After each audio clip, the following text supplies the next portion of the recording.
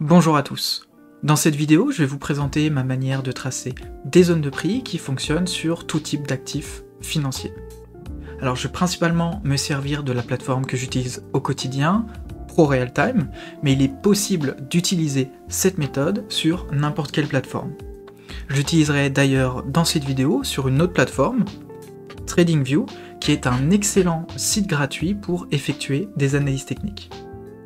En fin de vidéo, également, j'expliquerai comment ensuite se servir de ces zones de prix pour entrer en position.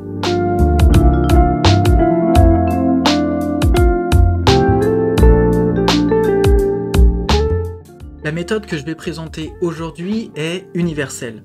Elle va fonctionner avec tout type d'actifs puisqu'elle va se baser sur les données historiques. Dans cette vidéo, je vais d'ailleurs l'utiliser sur plusieurs actifs pour démontrer son universalité en commençant par le Dow Jones, l'indice industriel américain. Ce qu'il faut comprendre, en préambule, c'est que les marchés ont une mémoire. C'est-à-dire que si un niveau de prix a dans le passé fait office de résistance, lorsqu'on reviendra autour de ce niveau, il est fortement probable qu'une réaction du cours apparaisse. On peut par exemple voir ici que début 2020, un plus haut historique sur le Dow Jones. Or, fin 2020, en arrivant sur ce niveau, on a pu voir une prise de bénéfice suite à sa cassure. De plus, après la cassure, on est revenu tester le niveau, on peut voir un pullback suivi d'un rebond. On est donc venu s'appuyer sur ce niveau pour repartir à la hausse. Ainsi, l'enjeu va être de repérer ces niveaux majeurs dans le passé pour anticiper les zones intéressantes à trader dans le futur. On va commencer sur l'unité de temps en hebdomadaire. L'idée, ça va être de commencer par une unité de temps importante, puis d'affiner en descendant en unité de temps. Également, j'utilise un code couleur pour m'y retrouver plus facilement quand je suis en train de trader. Alors, en noir, cela va être les zones majeures, en rouge, les zones intermédiaires, et en bleu, les zones mineures. Donc là, l'idée en hebdomadaire, cela ne va pas être de directement tracer une zone, mais de positionner des lignes horizontales pour marquer les prix extrêmes. L'enjeu va donc être de trouver des lignes qui regroupent une majorité de clôtures ou de mèches de bougies, qui vont signaler les prix extrêmes. Alors, pour faciliter justement le tracé des lignes horizontales, on va rechercher ce qu'on appelle des niveaux de polarité. Alors, un niveau de polarité, en fait, ça va être un niveau qui a fait office de résistance puis qui a été cassé, et suite à la cassure, qui a fait office de niveau de support. Donc le niveau par exemple qu'on a affiché tout à l'heure pour illustrer, c'était l'ancien plus haut historique, mais on peut voir que ce niveau a fait office de résistance, donc d'ancien plus haut historique, puis ensuite de support à la nouvelle hausse en cours, qui est en train de créer de nouveaux plus hauts historiques. Donc ça va être un niveau de polarité, et donc on va essayer de rechercher ces niveaux de polarité. Également, une autre manière qui fonctionne plutôt bien, ça va être de repérer les dojis. Alors un doji, qu'est-ce que c'est? Ça va être une bougie avec de longues mèches et un tout petit corps ou une absence de corps. Puisque souvent les dojis vont justement apparaître sur ces niveaux de résistance ou de support. Donc par exemple ici on peut voir un doji parfait, je l'affichais avec une flèche, donc juste ici.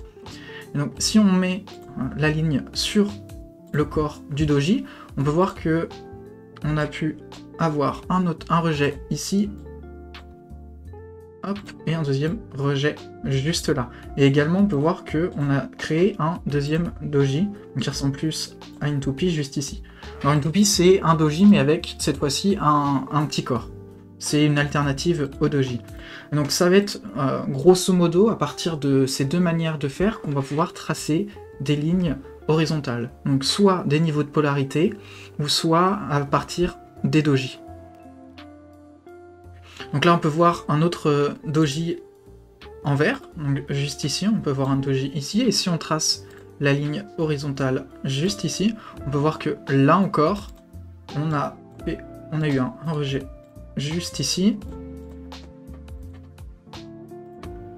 un autre rejet là, et on peut voir également que ça a créé une ligne de polarité puisqu'on est venu également rebondir, on est venu pullback puis rebondir après la cassure de cette ligne. Donc ça va être vraiment ce type de niveau qu'on va chercher à tracer. Donc là on peut voir un nouveau niveau de polarité. On a un petit rejet ici, on est revenu tester. Là encore. Là on est venu rebondir une fois, 2 fois, 3 fois. Là, on peut voir qu'on a eu une tentative de rebond, juste ici. Et puis, on est allé chercher justement la ligne suivante, juste là. Donc là, ça va être également un niveau vraiment intéressant. On a eu encore un rejet ici. Et à nouveau, on est venu s'appuyer sur cette ligne. Donc c'est vraiment ce type de ligne qu'il faut essayer de repérer.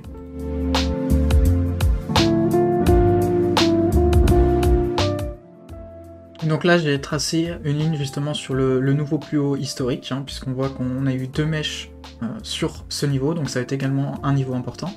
Donc pour le moment on a tracé aucune zone, mais on a tracé les lignes de prix qui me semblaient les plus pertinentes pour le moment. Donc ce qu'on va faire, c'est qu'une fois qu'on a tracé les lignes en hebdomadaire, on va tout simplement descendre sur un graphique en journalier pour affiner et commencer à tracer des zones. Et donc là, dans l'idée, ça va être en journalier de trouver des lignes parallèles avec une amplitude d'environ 200-250 points qui font qu'une zone paraîtrait pertinente. Donc là, par exemple, on peut voir qu'il y a justement un doji en rouge juste ici. Et donc, je vais tracer la zone sur ce doji. Donc on peut voir le corps juste ici. On peut voir là justement qu'on a tenté, on est rentré dans la zone, on est ressorti de la zone, on a tenté de la réintégrer, on a eu un doji, puis un rejet, et là on a un deuxième rejet. Donc cette zone paraît assez pertinente. Donc là on va avoir à peu près la même chose ici. Donc là on a également un doji. Puis on peut voir qu'on a eu donc le rejet ici, un nouveau un rejet. On a eu à nouveau un rejet avec le doji juste ici, et puis on a finalement réussi à franchir la zone et on est venu pullback dans la zone.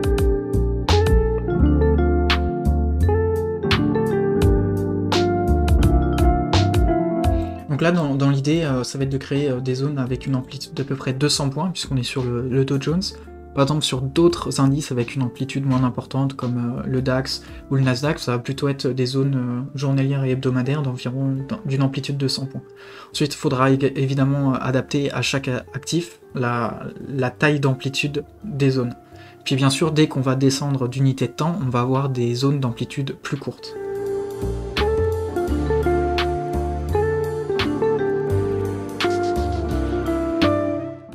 Ok, donc on a tracé nos zones.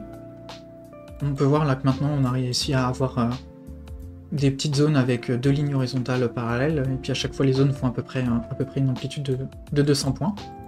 Et donc maintenant, une fois que j'ai fait ça, ce que j'aime bien, c'est tracer en fait des rectangles à l'intérieur, histoire que ce soit coloré et qu'on repère tout de suite, lorsqu'on descend sur des unités de temps plus courtes, qu'on est dans la zone.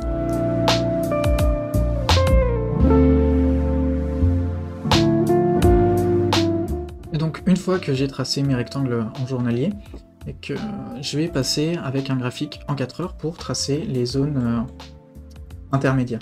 Et donc là cette fois-ci je vais utiliser un code couleur rouge. Et donc là ça va être la même idée, on essaye de trouver des niveaux de polarité ou des doji pour tracer les zones.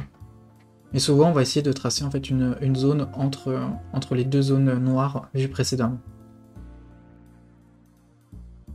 Donc là, vu que c'est des zones intermédiaires, on va essayer de trouver des amplitudes d'une centaine de points.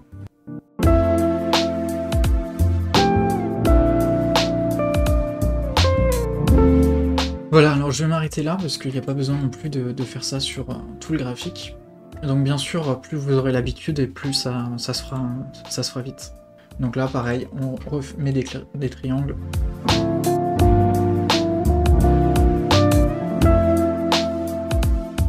Ok, alors d'habitude moi je m'arrête au niveau en 4 heures et c'est rare que je trace des niveaux en dessous, mais pour montrer que c'est également possible de continuer la logique, on va tracer également des zones mineures. Et cette fois on va utiliser le code couleur bleu. Donc toujours la même logique, on essaye de retrouver des niveaux de polarité ou des dojis pour tracer des zones. Donc là encore, on va essayer de descendre en termes d'amplitude et d'aller rechercher une cinquantaine à peu près de points d'amplitude.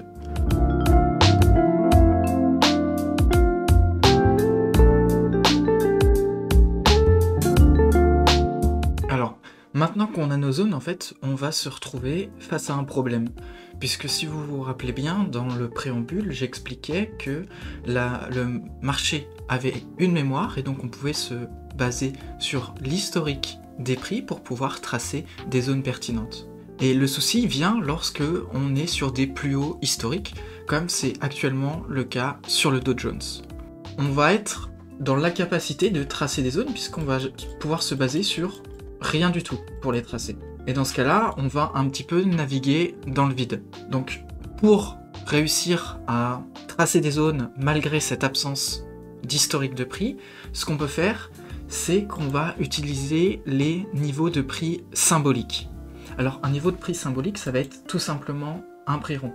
Donc, par exemple, le niveau des 31 000 sur le Dow Jones, les 31 500, les 32 000, c'est tous ces niveaux qui vont finir par une suite de 0, par 500, par 250, 750. C'est ces niveaux-là sur lesquels on va s'appuyer pour tracer des niveaux de prix lorsqu'on a une absence d'historique. Donc ce qu'on va faire ici tout simplement, c'est que je vais tracer des lignes horizontales sur tous les niveaux de prix symboliques, puis créer une petite zone autour de ces niveaux de prix symboliques. Donc là, on va commencer par les 31 500, vu qu'on a déjà eu un historique de prix autour des 31 000 et des 31 250. Donc on va faire les 31 500, les 31 750 et les 32 000, histoire de vous montrer un aperçu de ce qu'il est possible de faire.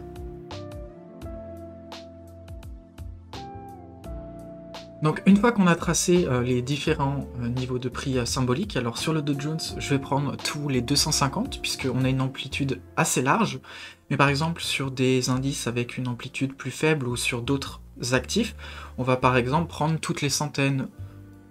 Donc là, sur le Dow Jones, vu que c'est vraiment un indice avec une très forte amplitude, on est quand même à plus de 30 000 points, les 250, ça me paraît être un bon compromis pour avoir des zones pertinentes. Donc une fois qu'on a tracé ces zones, on va venir rajouter des lignes horizontales juste au-dessus. Pour le niveau des milliers, ce que je vais faire, c'est que je vais rajouter 50 points. On va rajouter, avec notre niveau de prix symbolique, c'est les 32 000. On va rajouter deux lignes à plus 50 et moins 50. Ce qui nous fait une ligne à 32 050 et une ligne à 31 950.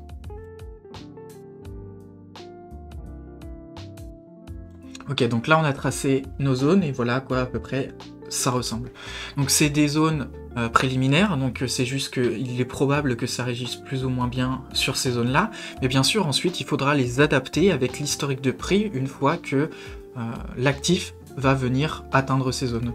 Si ça se trouve, on devra un petit peu abaisser les niveaux, mais d'ici à avoir un historique de prix sur lequel on va pouvoir travailler, ces zones correspondent normalement plutôt bien aux différents niveaux de support et de résistance. Puis on peut voir sur les niveaux que l'on a tracés, on peut voir que ça s'approche souvent justement de ces niveaux de prix symboliques. Là on est sur quasiment les 31 300, sur les 31 000, là pareil on a un niveau de 50 points, on est quasiment sur les 31 000, quasiment sur les 30 950, donc normalement c'est des niveaux qui fonctionnent plutôt bien, tant qu'on n'a pas d'historique de prix.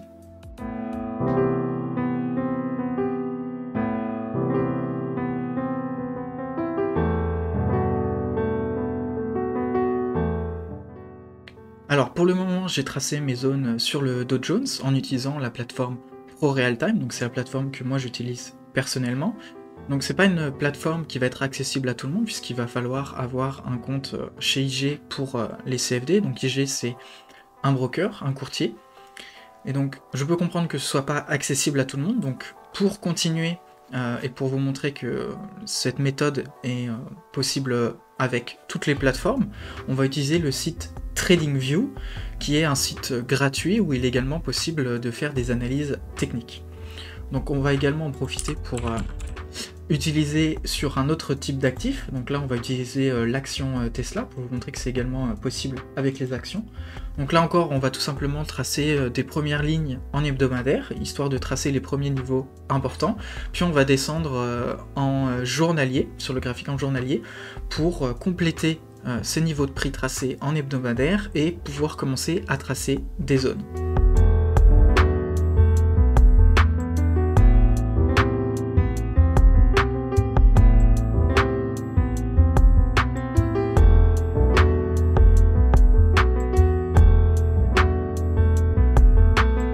Voilà, donc là on a tracé nos premières zones de prix. Donc ce qu'on peut faire également, c'est que vu que Tesla c'est vraiment une action qui est en plein rallye haussier, on va pouvoir également commencer à tracer des zones sur les niveaux de prix.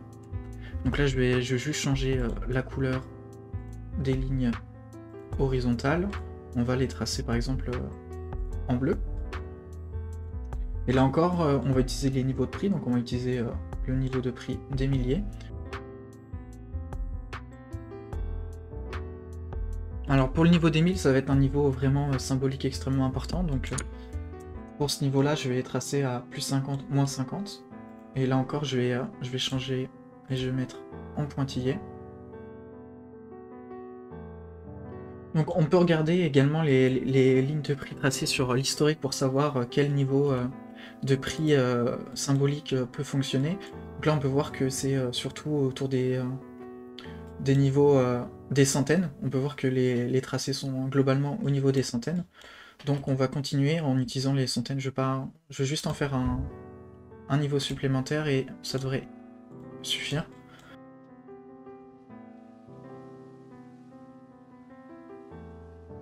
Voilà, donc on a tracé donc nos zones de prix et on a également tracé nos niveaux symboliques. Donc, bien sûr, les niveaux symboliques qui ne sont basés pour l'instant sur aucun historique de prix, ils seront bien sûr à modifier une fois que le cours aura atteint ces niveaux, si jamais il les atteint.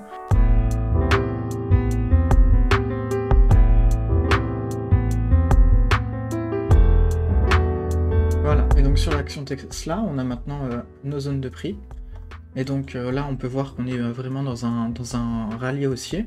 Et donc ces zones vont nous permettre, si jamais le cours venait à corriger, de trouver des zones de points d'achat potentiels. Si par exemple Tesla venait à corriger jusqu'au niveau 650, 600, cela pourrait être une zone de support et donc on pourrait voir apparaître un rebond et ce qui pourrait être une zone d'achat potentielle pour aller chercher à nouveau par exemple la zone des 850 et pourquoi pas plus tard la zone des 1000. Donc voilà, c'est un petit peu l'idée des zones.